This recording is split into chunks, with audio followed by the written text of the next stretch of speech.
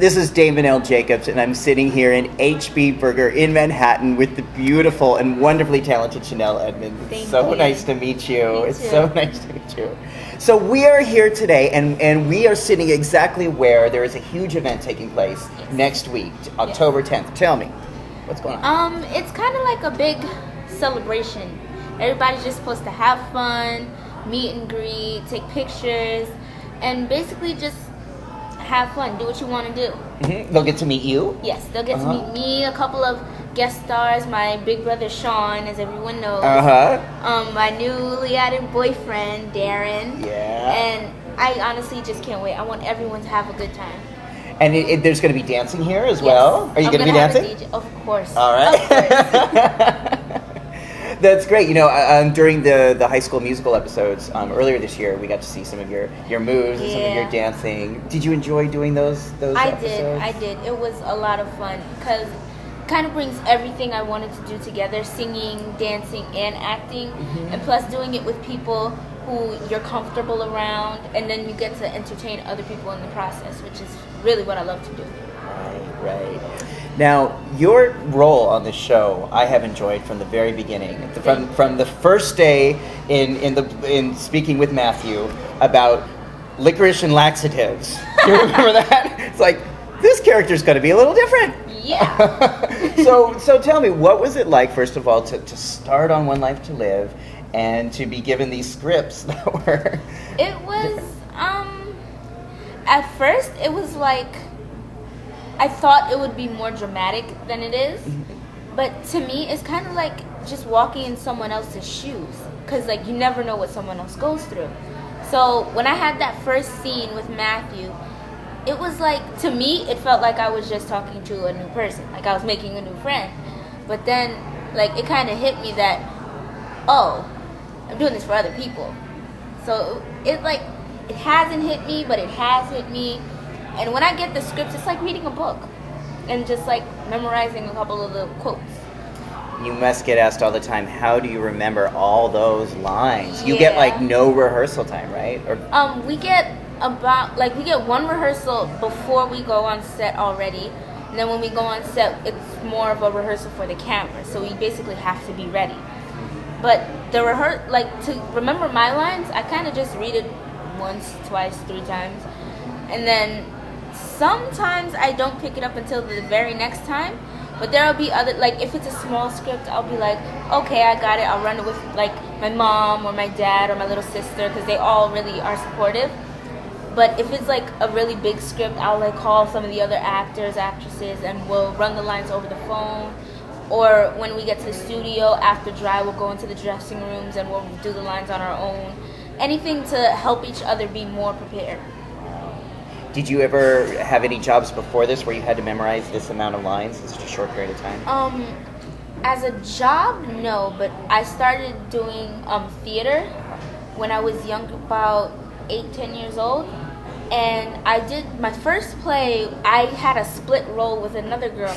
We had the same amount of lines, but it was ridiculous. Like, my mom told me, how did you do that? I'm like, I don't know, I just did it. And everybody asked me, I'm like, I don't really have a structure. To me, it kind of just happens. Wow. Do you have like a photographic memory? Can you look at something and kind of memorize it and remember it afterwards? Sometimes. Not with everything, but sometimes. Yeah. Like if I see a person walking on the street and I'm introduced to them very briefly, if I see them again like a month later, I'll remember. I won't remember your name, but I'll definitely remember your face. I'll remember where we were, what you look like, what you had on. Like, you could be walking by 2 seconds. If you walk by me again, I'll be like, hey, I just saw you. Wow. So if you don't remember my name next time we meet, I'll understand. Yes, I don't remember my face. It's okay. Don't worry, I'll remember. I'm good with faces too. I'm horrible with names. Really? So yeah, absolutely. Now, did you, when you were doing theater before One Life, were you in musicals? Have you always trained to be like doing singing and dancing, or has it been more acting? I've been more trained in acting and dancing. So I've been doing ballet, modern, hip hop, tap, jazz, everything, every dance under the sun since I was 3 or 4 years old. Wow. Yeah. Now, was that because your parents kind of made you do it, or was that just always your instinct? The dancing was my instinct, but like there would be those days like kind of like those rainy days where I'm like, I don't feel like it, but my parents would always push me. You have to keep going, otherwise you won't get it. Which is what happened with this job. My mom kept pushing me and pushing me and pushing me. When I finally got this, it felt like I had overcome something. I am very grateful for everyone in my family. Did you watch soaps when you were growing up? I usually only watch because that's what my grandma watched. Which ones? She watched The Bold and the Beautiful, Young and Restless. She watched Guiding Light. What else did she watch? I think she watched Passions when that was on years ago. Oh, yeah. As the World Turns. My grandma watched all of them. My mother practically grew up on soaps. When she came home from school, it would be on, and she knew better than to change the channel. So she would just sit there and watch. So were there any particular characters that you watched growing up that inspired you or made you want to go out there and take on life? Or? Let me think. Halle Berry has always been an inspiration to me. Always. I think she is a strong woman, and I wanted to keep doing what she's doing, and she has always inspired me. Do you remember when she won the Academy Award? Yes. That got me. From soaps, I would have to say one of my grandma's favorite characters, Reva. She absolutely loved her, and I still remember one scene when it was 4th of July and she had gone blind. And she heard the fireworks and everything, and then her sight came back. That one moment was like, I want to do that. Like, I want to be able to show someone that I can do that too. Like, it inspired me to want to show people that I can do this and I can do that. But when I saw that, I was like, wow. Like, you have to have skill to do stuff like that, and she is phenomenal. She is a phenomenal actress. I love it. Yes, and Kim Zimmer then is actually coming to One Life, or she started. She's there, yeah. Yeah. So have you had a chance to meet her at all and tell her that? I haven't. I can't wait to meet her though. I mean, there'll be instances where I'll be like, oh, she was here today. I just missed her. Yeah. But I mean, everything happens for a reason. So when I get to meet her, I can't wait. I have chills. She is awesome, and I would love to see some Echo Destiny scenes. Yeah. That would be hilarious. Well, you have also shown in this year and a half, or almost 2 years you've been on the show, that you really can hold your own, not just with the teen players, but with the adult players as well. Yep. So your scenes with Blair, with Cassie DePaiva, with Florencia Lozano, and especially your scenes with Tuck Watkins are just a delight to watch. How did you and Tuck, it seems like you have such a natural rhythm, like comedic team. How did that come about? Well, first of all, let me say Tuck Watkins is hilarious. It's almost like Tuck Watkins is David Vickers. It's hilarious. But when I first met him, we were both very bubbly. We both were like back and forth. And I love to work with, like, he is one of my favorite actors to act with as far as Destiny David scenes, going back and forth with Dorian and being a Buddhist and all of that. So I think it really brought the lighter side, the comedy out of One Life to Live, which also helps to give it more of a contrast to the sadness, everyone going, I'm sleeping with your brother who's sleeping with my sister who's with his wife, and so it kind of it sheds light over everything. And Tuck Watkins I don't even have words to explain it. He is like amazing. He's just amazing. Destiny and David are like you said, BFFs. Yep, they're BFFs. I think this is one of these combinations where something's written, but then when you see it done on screen, there's so much more life to it that you two bring to it, and it's fun to watch that. So what kind of reactions have you gotten from fans as Destiny? Destiny? Or what kind of reactions have fans, like, do they write to you? Do they connect with you? What kind of things do they communicate? A lot of people, like, I've gotten a lot of fan mail lately telling me Destiny is awesome. I like to see her family scenes. I like to see her scenes with David Vickers. And it's good to hear from the fans because I take criticism and I will take it and I will use it so that I can make myself better or fit to everyone's needs. But when I see let's say I'm walking down the street and a fan notices who I am and they'll be like, hi. So I'll stop, I'll say hello. They'll tell, like, I've always gotten, you're really good, I love you, I love your scenes with everyone, you're so good, keep it up, good luck. And really all I can say is thank you, because it's almost as if I'm fulfilling my needs as an entertainer, which is what I want. What are your needs as an entertainer? I want to make people happy. I've always been the more diverse one in my family to entertain everyone, because I do a little bit of everything. So like if I'm imitating a family member and the family member's sitting there, they'll laugh. Like they won't get mad at me because they know it's true. Mm-hmm. So everyone I love to make people laugh. I like to see people happy, because I don't like to be sad. That's one thing I can say. I don't like to be sad. So I don't like to see people sad. If I see someone sad, I'll cheer them up in 20 seconds flat. And yet, part of being on a soap and part of playing a character on a soap means that she goes through sadness, and certainly Destiny has had her fair share of drama and tears in these last almost 2 years. Yep. Yeah, so what's that like for you then, when you're getting like a script and there's just heavy duty emotion involved? You gotta cry or be upset? Yeah. It's good because we get the script a certain amount of time ahead.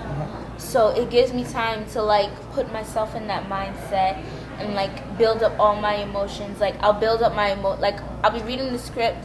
I'll get rid of Shenell, totally get rid of Shenell, and just be Destiny in that scene, and I'll read the scene and I'll go through it, but I will not let myself cry until I get on set.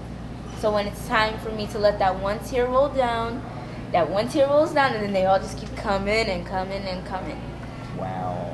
And it sounds like you really perfected that craft. I mean, there's always room for perfection. There's always room for improvement. But where I am now, I would like to keep progressing.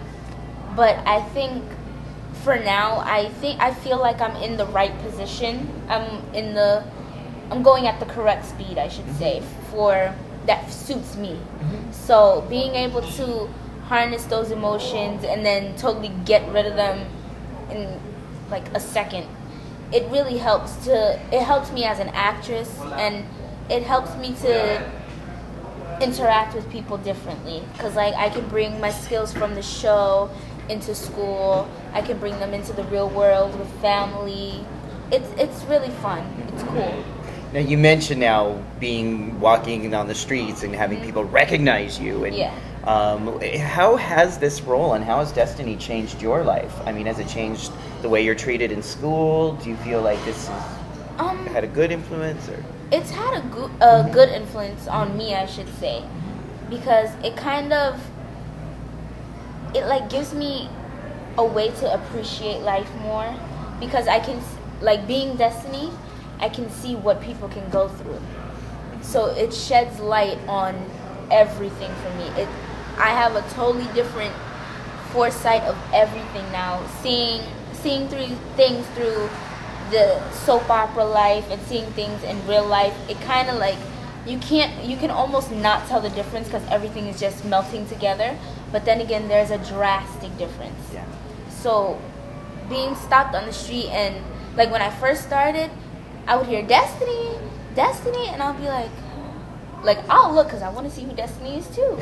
So I would look and I'll be like, hi, that's me. Oh yeah, I forgot.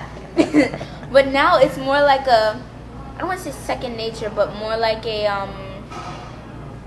just an instinct. Like I can pick it up when someone realizes me, and I want to make that person's day. So I will stop and I will say hello. Whether I'm in a hurry, whether I'm in no hurry, I will stop and I will say hello. Wow. Sounds like you really get how soap fans relate to soap characters, especially, from your family and growing up, where from your grandmother how special it is, and what a special connection that is between a viewer and an actor, and how it really does make somebody's day. Yeah. How are you different from Destiny? How is Shenell different from Destiny? Shenell is different from Destiny because, as Greg said the other day, or Sean, how does Destiny get straight A's and she's never in school? But when Shenell's not on TV, Shenell's in school, so she can get the straight A's like Destiny. because if Shenell doesn't go to school, something might happen, and we don't want anything to happen. Yeah. But Shenell and Destiny, their differences are more like likenesses, because Shenell is like Destiny, always looking out for everyone else.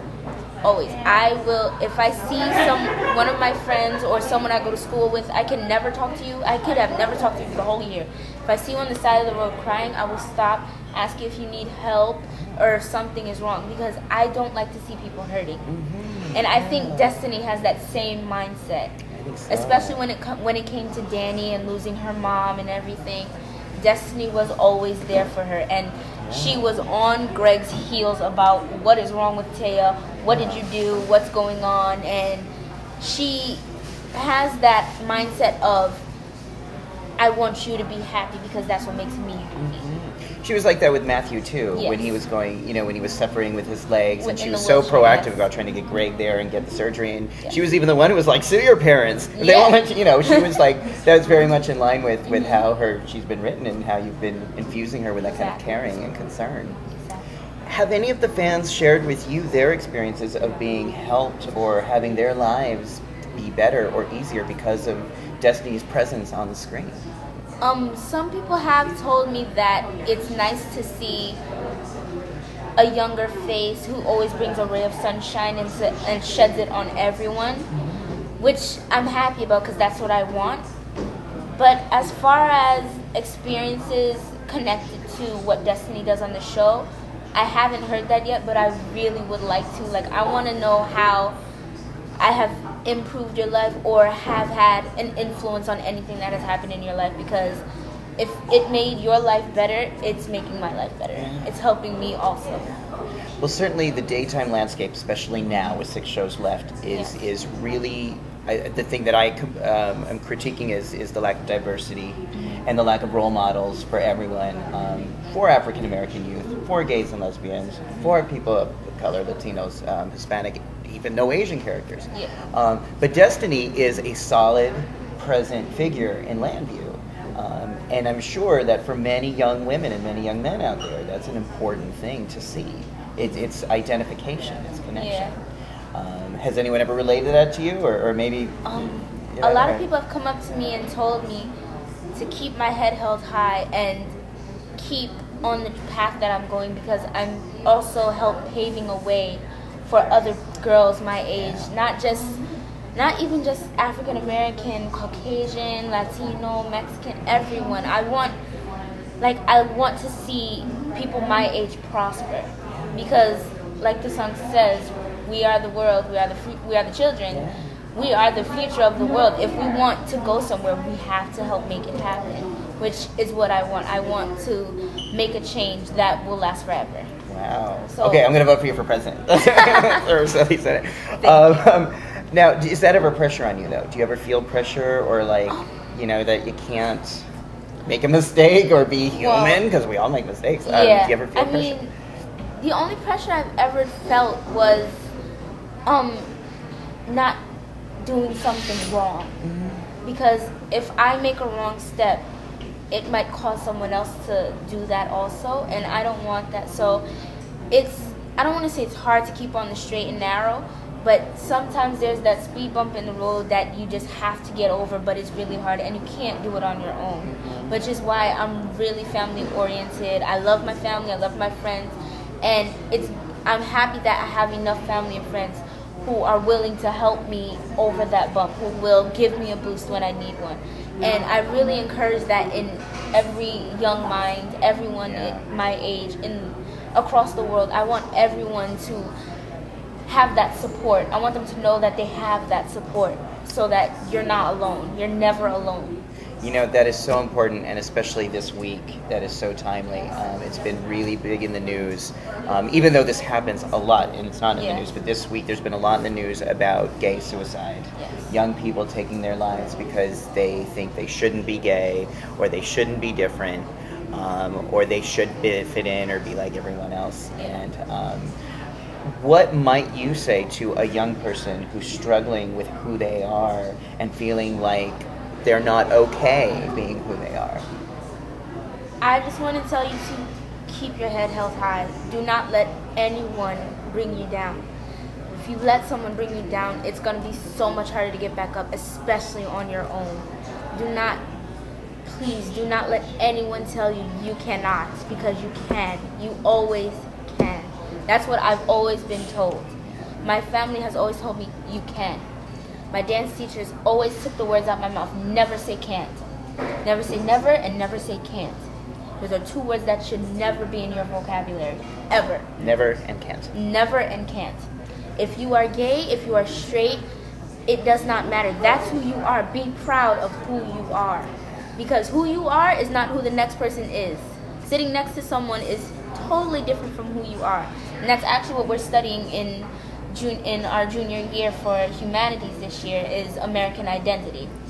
And I'm happy that you asked me this question, because it also gives me the chance to express my feelings on it. I don't want anyone to feel out of place, because the last thing I want someone to do is feel out of place, because feeling out of place is so uncomfortable. Making yourself conform to someone else's wants and needs is not satisfying. It's not self-satisfying. And I want everyone to be satisfied with themselves. Because if you're not satisfied with yourself, you'll never be satisfied. That is so wise and so important. I'm very happy to hear you say that. I want you to write a book now.